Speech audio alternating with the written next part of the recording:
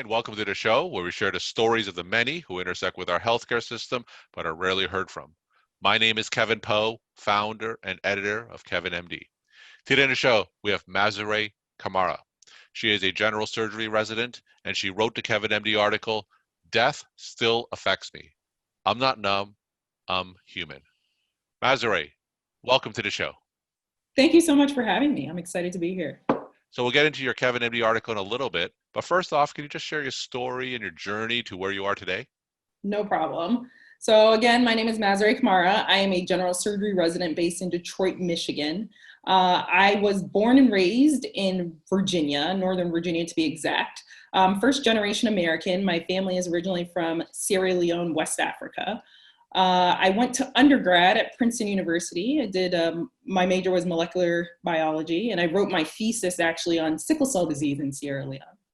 I went to medical school at Michigan State University College of Human Medicine, and then I stayed in Michigan for my residency, and I'm now at Detroit Medical Center, and I am in my third of 5 years of general surgery residency.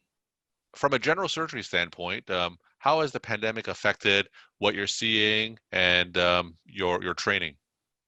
So especially during the first initial wave, it had a huge impact.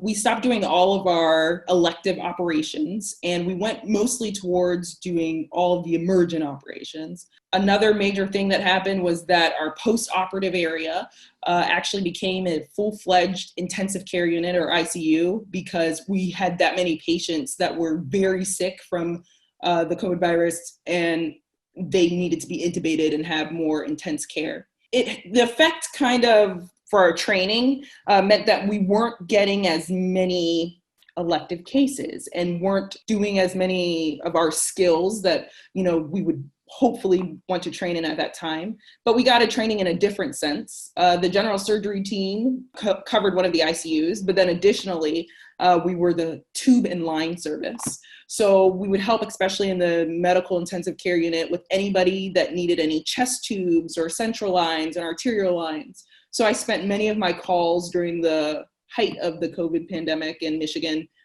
putting in chest tubes and replacing central lines and putting in new lines. So that's a lot of things that happened there. So we're talking in the beginning of November, and we're on the cusp of another surge of coronavirus cases.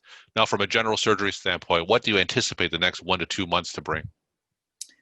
Well, we shall see. Right now, we're just getting ready in case it is that we'll have another surge. But if we are to have another surge, we have to make sure that we keep all of our patients and then the providers as well as protected as possible. So we are continuing to have our discussions on PPE, and we are continuing to talk about what the surge plan will look like, which parts of our hospital will take an influx of patients, and how exactly the different residents, based on whatever specialty you are, will play a role. Whether it is that you are an emergency medicine physician and right there seeing the patients as they first come in, or if you're a more surgical subspecialty and we'll see them when they get to the floor and we're helping out with the ICU. So I think one thing that is good around this time around, we have more plans that are set in place and ready to go, but I expect to do the same thing we did before, which is focus on protecting our providers, but making sure we're taking very good care of our patients. And I'm actually, funnily enough, I'm the president of the Detroit Medical Center's resident council. So I work we just had an all resident and fellow COVID call yesterday, and we met with the graduate medical education and then leaders at our hospital. So we're getting ready. And I think right now it's about having plans for when and if it gets worse. All right, let's transition into your KevinMD article. Death Still Affects Me. I'm Not Numb, I'm Human. Now, for those who haven't read that story, can you just share it with my audience now and maybe share the story of why you decided to write it? No problem. So I am actually a writer at heart. I've been writing since I was young. I used to write a lot of poems and short stories. So one thing that I do is I will take out my phone, and I think it's a way that I just decompress and deal with everything that's going on, and I write in my the notepad. So this story, Death Still Affects Me, I actually wrote it my intern year, and it was while I was on the burn and ICU service. And we had a patient that unfortunately coded, and we had to do CPR on this patient. And this was the first time that I did CPR and we didn't get ROSC, or we didn't get a return of spontaneous circulation. So the patient unfortunately passed away. And I basically write in this reflection about the impact.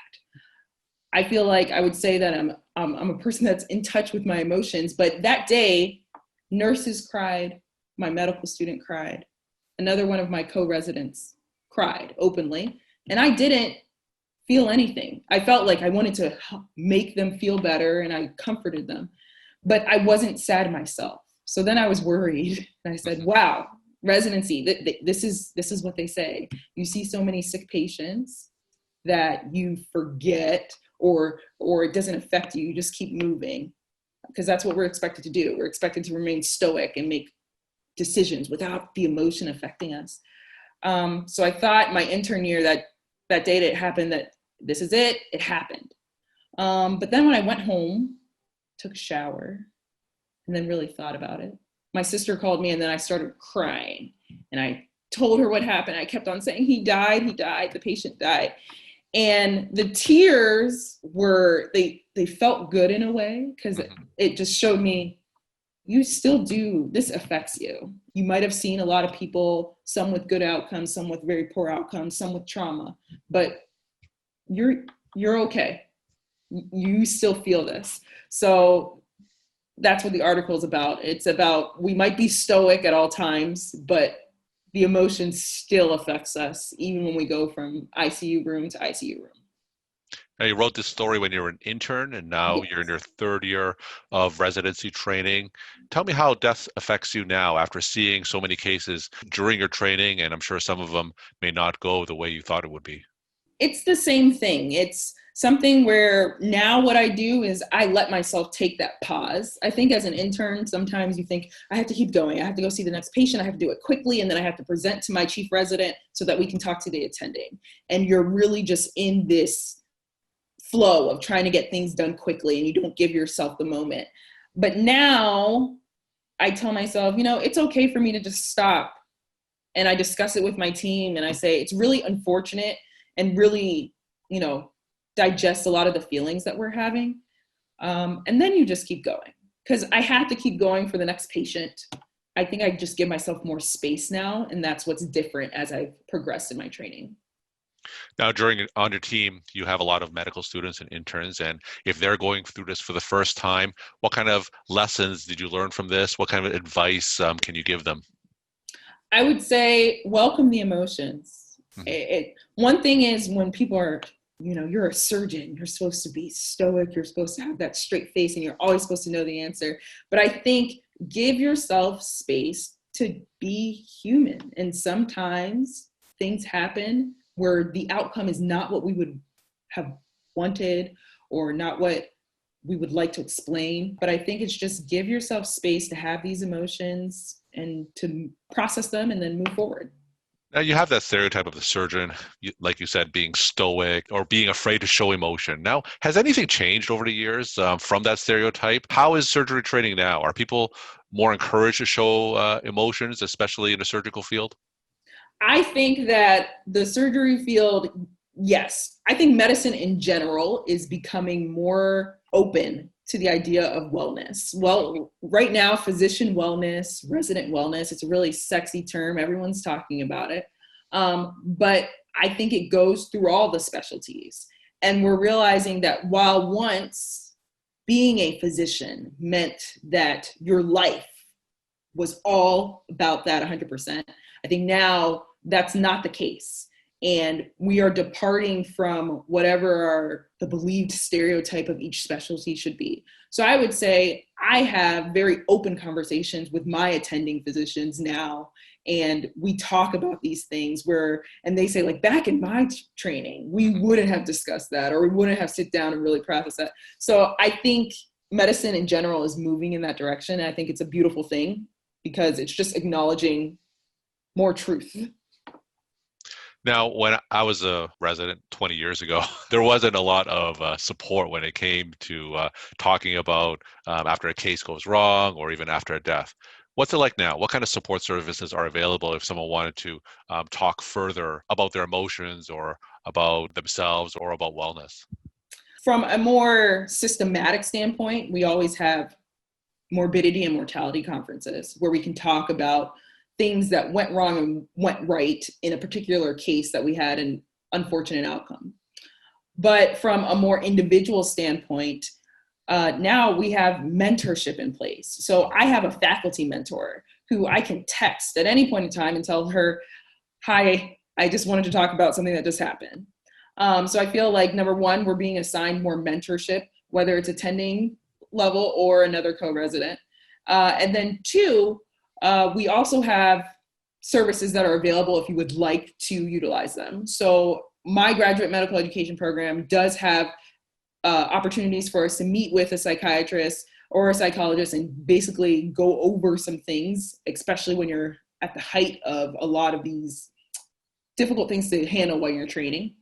So I think it's just more opportunities to talk, and people are open to talking. So it's good. We're talking to Mazare Kamara. She is a general surgery resident, and she wrote the KevinMD article, Death Still Affects Me. I'm Not Numb, I'm Human. Mazare, what's the take-home message that you want to leave with the KevinMD audience? The take-home message would be well. Find whatever it is for you that allows you to decompress and process everything that's happening around you. For me, it's writing. For others, it might be hiking or whatever, but find whatever it is and just be very diligent about doing that. You deserve to decompress. You deserve to process everything that's happening. You're not a robot, you're human.